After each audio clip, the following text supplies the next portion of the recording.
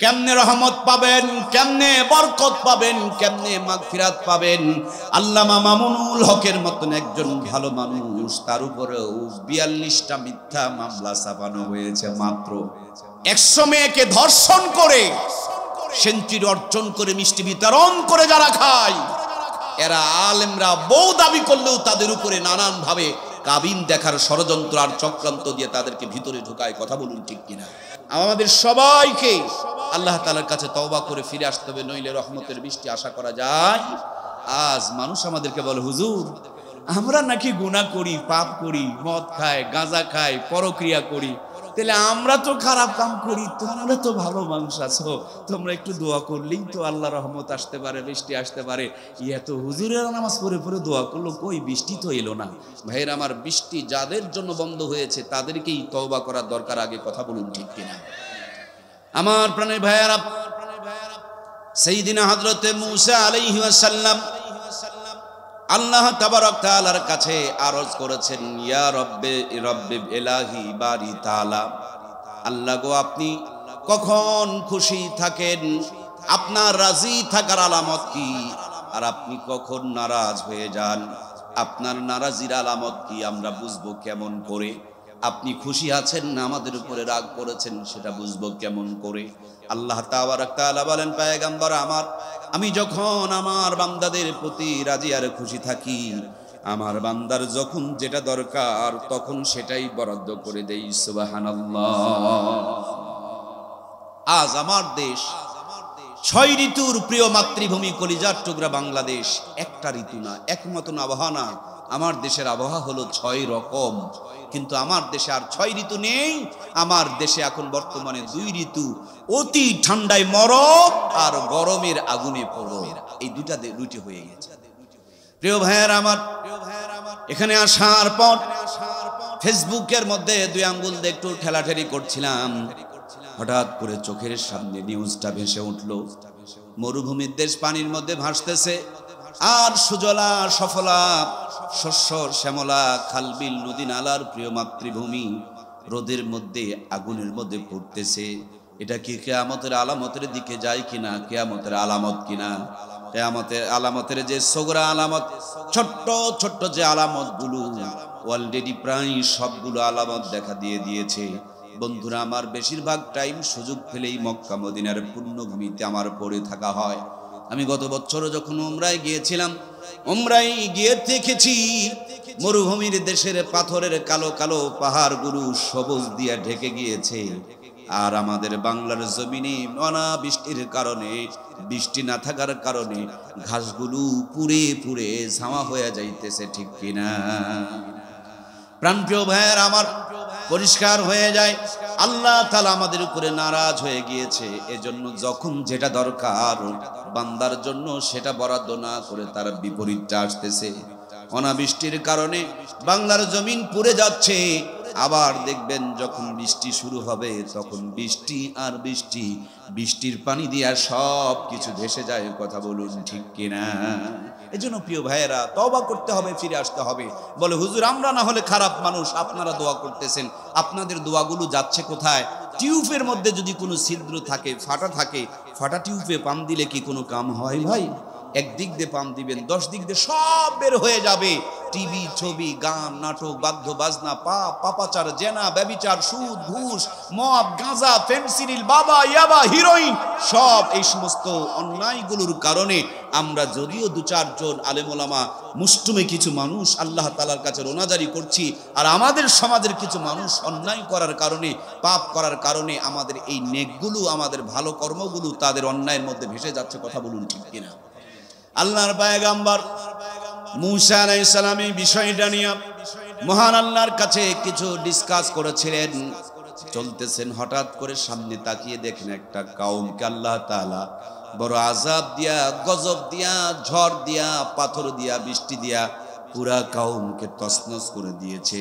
এমন মুহূর্তে আল্লাহর প্রিয় পয়গম্বর আল্লাহর কাছে 2খানা হাত উত্তোলন করে বলেন, রব্বারি তাআলা, আয় আল্লাহ তাআলা, আপনার এটা কেমন বিচার? এই পুরা কওমের মধ্যে, পুরা এলাকার মধ্যে আপনার কি কোনো খাঁটি বান্দা, কোনো প্রেমী বান্দা, কোনো দামি বান্দা ছিল না? যার ওসিলা করে তুমি গোটা কওমকে বাঁচায়া দিতে পারতে। আচ্ছা তুমি না হলে না বাঁচাইছো, কিন্তু অন্ততপক্ষে ওই ভালো মানুষটার বাড়ি ঘরটা তুমি তো রক্ষা করতে পারতে। যারা অন্যায় করেছে তাদেরকে তুমি শাস্তি দাও, আর যারা অন্যায় করে নাই তাদের উপরে সমান শাস্তি দাও। এটা তোমার কেমন বিচার? আর এটা আমি কিন্তু মোটেও বুঝতে পারলাম না।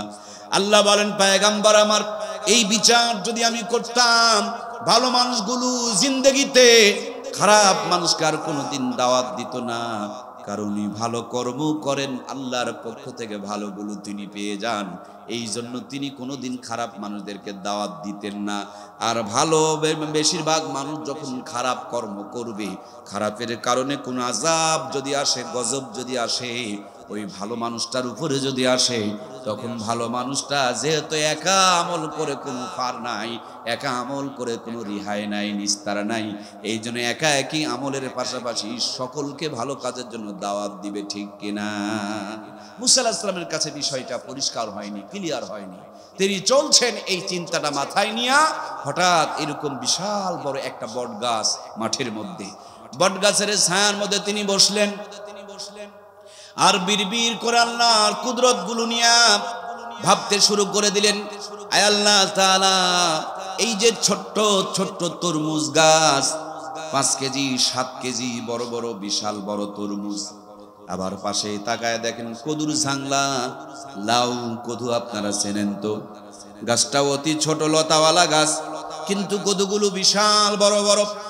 আর এই বট গাছের ভিতরে আমার ভাইরা এত বড় গাছ, বটের ফল তো আপনারা নিশ্চয় দেখেছেন, ফলগুলো কি এত বড়, বটের ফলগুলো অতি ছোট্ট ছোট্ট।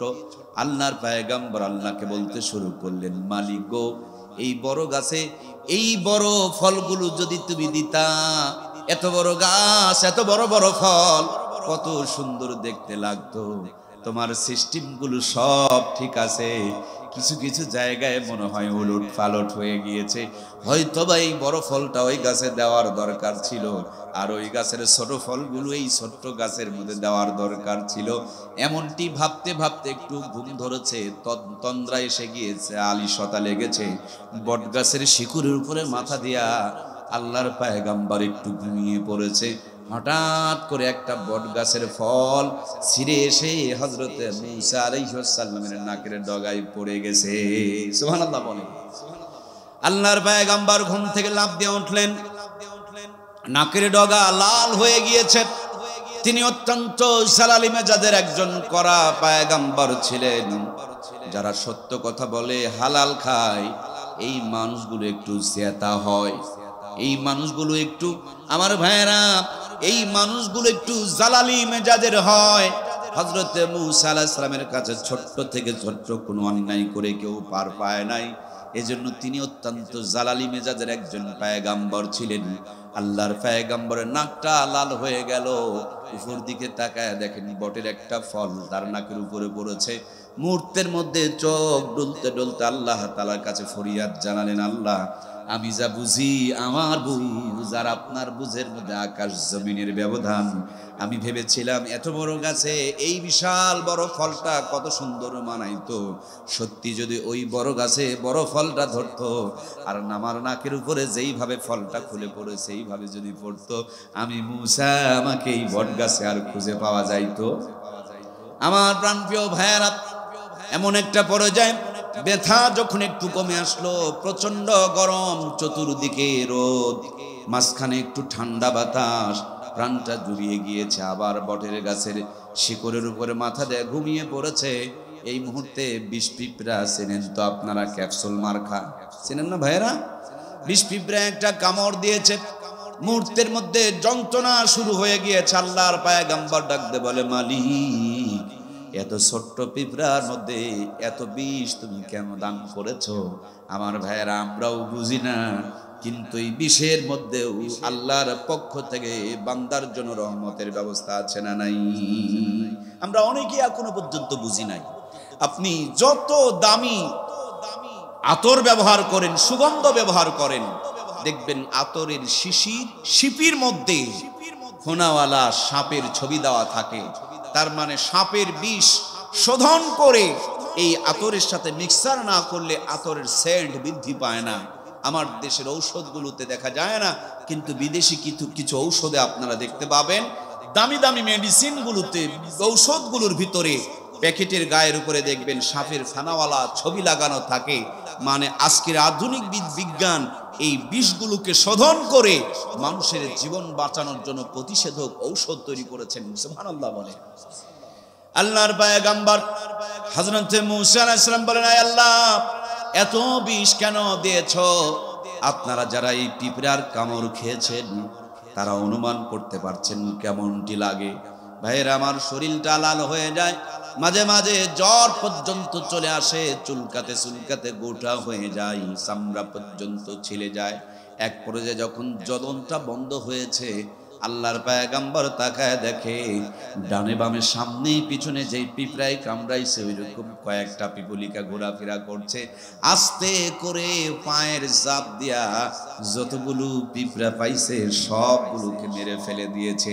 হালকা একটু ব্যথা যখন কমে গিয়েছে, আল্লাহ তাআলা ডাক দিয়ে বলেন, পয়গম্বর মূসা কেমন আছো? আল্লাহর পয়গম্বর বলেন, আল্লাহ বড়ই ভালো আছি, কিন্তু পিঁপড়ি গায়ে কামড়াইছিল। আল্লাহ বলেন, আমি সব জানি, সব দেখি, সব কিছুর খবর রাখি, বলো তুমি এখন কেমন আছো? হযরতে মূসা বলেন, বড় ভালো আছি। আল্লাহ ডাক দিয়ে বলেন, পয়গম্বর পিঁপড়ায় কামড়াইছে কয়টা? হযরতে মূসা আলাইহিস সালাম বলেন, পিঁপড়ায় কামড়াইছে আমাকে একটা। আল্লাহ ডাকতে বলেন, পয়গম্বর তুমি মেরেছো কয়টা? হযরতে মূসার মুখে আর কোনো উত্তর নাই। এটা হলো দুনিয়ার বিচার। এই জন্য প্রিয় ভাইয়ারা, আপনি বিড়ি খেলে আমার উপরেও গজব আসতে পারে, আপনার বউকে পাতলা কাপড় পরালে আমার উপরেও আল্লাহর লানত আসতে পারে, আপনি সুদের টাকা ঘুষের টাকার জমজমাট ব্যবসা করলে ইমাম মুয়াজ্জিম শুধু নামাজ পড়ে পার পেয়ে যাবেন না, আল্লাহর আযাব আর গজব যদি আসে ওই ইমাম মুয়াজ্জিমের উপর আসবে। কথা বলুন ঠিক কিনা? এটা বোঝার জন্য আরো পরিষ্কার করা দরকার। আপনাদের পাশেই সম্ভবত ভোলা জেলা আপনাদের কাছে না? আমাদের দিক থেকে অনেক দূরে হয়, কাছে না হলেও কাছে, আমাদের দিক থেকে তুলনামূলকভাবে অনেক কাছে। আমি ম্যাপে দেখেছি এবং সাতক্ষীরা থেকে ভোলাতেও গিয়েছি। আপনাদের সম্ভবত বরিশাল হয়ে ভোলা ঢুকতে হয়, তাই না? তো আলহামদুলিল্লাহ, বরিশালের উপর দিয়ে আমি একবার গেছি মনে হয়, খুলনা থেকে। তো আলহামদুলিল্লাহ, ভোলা ওই দ্বীপ অঞ্চল জেলার মানুষদের চলাচলের মাধ্যম হচ্ছে বড় বড় জাহাজ, লঞ্চ। এক একটা জাহাজ 5 তলা 7 তলা 10 তলা পর্যন্ত হয়। এক একটা জাহাজের মধ্যে 2-3 হাজার মানুষ পর্যন্ত যাওয়া আসা করতে পারে। জাহাজের নিচতলার পরিবেশটা একটু নরমাল, ভাড়াও একটু কম। উপরতলা উন্নত, ভাড়া বেশি, উপরতলা আরো উন্নত, ভাড়া বেশি, উপরতলা আরো উন্নত, ভাড়া বেশি। একেবারে সবার উপরতলা যেটা, এটা তো মাশাআল্লাহ এসিও পর্যন্ত লাগানো থাকে। জাহাজে ঘুমিয়ে যাওয়া যায়, ক্যাবিন নিয়ে যাওয়া যায়, এসিও পর্যন্ত লাগানো থাকে, মানে ঠান্ডা শীত নিয়ন্ত্রণ করে যাওয়া যায়। এক বেচারি 500 টাকা দিয়া নিচতলায় একটা টিকিট কাটছে, কিন্তু যখন তৃষ্ণা লাগে 5-7 ঘন্টা থাকা লাগে, তো উপরতলা গিয়া পানি খেয়ে খেয়ে আসে। আর উপরতলার মানুষেরা খালি টিটকারি করে, কি গো টাকা বাঁচানোর জন্য 500 টাকায় নিচতলায় টিকিট কেটেছো, আর তৃষ্ণা লাগতেছে বারবার উপরতলায় পানি খেতে আসতেছো। এই বেচারিকে লাগছে শরম, লজ্জা লাগছে। আল্লাহর বান্দার কাছে মাটি খোঁড়ার জন্য শাবল আছে না ভাই? আমরা মাটি খুঁড়ি না? এরকম একটা শাবল, লোহার শাবল ছিল। সে চিন্তা করলো উপরতলাতেও যাব না, কাউকে বিরক্তও করব না, টিটকারিও শুনবো না। উনি 500 টাকা দিয়ে টিকিট কাটছিলেন, ওনাকে একটা সিটও লিখে দেওয়া হয়েছে। নিজের শাবল দিয়া নিজের হাতে ধরে নিজের সিট বরাবর বসে 5 তলা জাহাজের 1 তলাতে এমনি পানির ভিতরে আছে না, কি বলেন? আর নদীর পানি খাওয়া যায় মাশাআল্লাহ, স্বচ্ছ পানি। ও নিচতলা ছিদ্র করতে শুরু করে দিয়েছে। বলুন তো দেখি, সে যদি জাহাজটা ছিদ্র করে দেয় আর জাহাজ যদি ডুবে যায়, তাহলে ওনার একাই বিপদ না সবার বিপদ? আমার প্রিয় ভাইয়েরা, সে যদি একজন ছিদ্র করে দেয় আর তার কারণে যদি জাহাজ ডুবে যায়, সবাই কি ডুবে যাবে ভাই? একজনের সমস্যার কারণে সবার সমস্যা আছে না নাই? প্রিয় ভাইয়েরা, তাহলে বোঝা গেল পাগল শুধু ইমাম নয়, পাগল শুধু মুয়াজ্জিম আর খতিব সাহেব আর বক্তা সাহেব নয়, আপনারাও পাগল। আমরা যদি পাগল হয়ে থাকি, আপনারাও পাগল। কারণ জাহাজ যদি ডুবে যায়, ওই জাহাজের মধ্যে হাজী থাকলেও ডুবে যাবে, গাজী থাকলেও ডুবে যাবে, ইমাম থাকলে ডুবে যাবে, মুয়াজ্জিম থাকলে ডুবে যাবে, যিনি ছিদ্র করেছেন তিনিও ডুবে যাবে। আর ছিদ্র করা দেখার পরও যিনি ওয়াব থেকেছেন, ছিদ্র করেন নাই ঠিকই, তাসবিহ পড়েছেন, কিন্তু যিনি ছিদ্র করেছেন তাকে নিষেধ করেন নাই, বারণ করেন নাই। বলুন তো দেখি, তাসবিহ পড়নেওয়ালাটা বেঁচে যাবে? তসবিহ পড়নেওয়ালাও ডুবে যাবে, ছিদ্র করনেওয়ালাও ডুবে যাবে। একই হাত কেউ জাহাজকে ডুবানোর জন্য ছিদ্র করেছেন, আর কেউ তসবিহ পড়েছেন। উচিত ছিল তসবিহ পড়া বন্ধ করো, তসবিহ ফেলে দিয়া ওনার শাবলটা ধরো, ছিদ্র করার যন্ত্রটা ধরো, মানুষটাকে বুঝাও। সে যদি জাহাজ ছিদ্র করে দেয়, পুরা জাহাজের সব মানুষগুলো যেমন ক্ষতিগ্রস্ত হয়ে যায়। আমার প্রাণের ভাইয়েরা, কেমনে রহমত পাবেন, কেমনে বরকত পাবেন, কেমনে মাগফিরাত পাবেন? আল্লামা মামুনুল হকের মতন একজন ভালো মানুষ, তার উপরেও 42টা মিথ্যা মামলা চাপানো হয়েছে। মাত্র কয়টা? মাত্র কয়টা? 42টা মাত্র। যারা মামলা দিয়েছে তাদেরকে টিভির পর্দায় টকশো আয়োজন করে বসতে দিয়ে দেখেন, এরা মনে হয় কেবল জান্নাত থেকে বের হয়ে আসলো, শরীর থেকে জান্নাতের গন্ধই এখনো পর্যন্ত বেরাচ্ছে। 100 মেয়েকে ধর্ষণ করে সেঞ্চুরি অর্জন করে মিষ্টি বিতরণ করে যারা খায়, এরা আলেমরা বউ দাবি করলেও তাদের উপরে নানান ভাবে কাবিন দেখার ষড়যন্ত্র আর চক্রান্ত দিয়ে তাদেরকে ভিতরে ঢোকায়। কথা বলুন ঠিক কিনা? আর পরিমণিদের কোন দিক দিয়ে বাচ্চা হয়ে যায় সেটারও খবর নাই। আমার ভাইয়েরা, শাকিব খানের কাছে কেউ কাবিন দেখতে চায় না। আমার প্রাণপ্রিয় ভাইয়েরা, একই জমিন একই দেশ, কিন্তু দুই রকম আইন আর নিয়ম চলতেছে। আলিমরা জোরে গেলে কয় দাওয়াত পেয়েছে, ধীরে হাঁটলে কয় বেশি খেয়েছে। কিছুদিন আগে আল্লামা আমাদের মাঝ থেকে বিদায় নিয়ে চলে গিয়েছেন। আমরা তো তাকে হাজার হাজার মানুষকে ধর্ষণ করেছে এই ধর্ষণকারী অপরাধী বানিয়ে দিয়েছিলাম। প্রিয় ভাইয়েরা আমার, এখনকার জামানায় কন্ডম রয়েছে, কিন্তু 71 সালে কি কন্ডম ছিল? কথা বলছেন না কেন? কন্ডম ছিল না। তিনি যদি হাজার হাজার মানুষকে আকাম কুকাম করে থাকে, জাতির পিতা অন্য কেউ নয়, জাতির পিতা তিনারি হওয়ার দরকার ছিল। হাজার মেয়েকে ধর্ষণ করেছে, না হলেও তো 700-800 সন্তান হয়েছে, নাকি বলেন? কি গো, জন্ম দেয় একজন, পিতা হয় আর একজন। ওনাদের মাসালা অনুযায়ী যদি এটা ঠিক হয়, তাহলে জাতির পিতা তিনারি হওয়ার উচিত ছিল। অন্য কারো জাতির পিতা দাবি করা এটা মিথ্যা দাবি। কথা বলুন ঠিক কিনা? আবার এই কথাগুলো বলা যাবে না।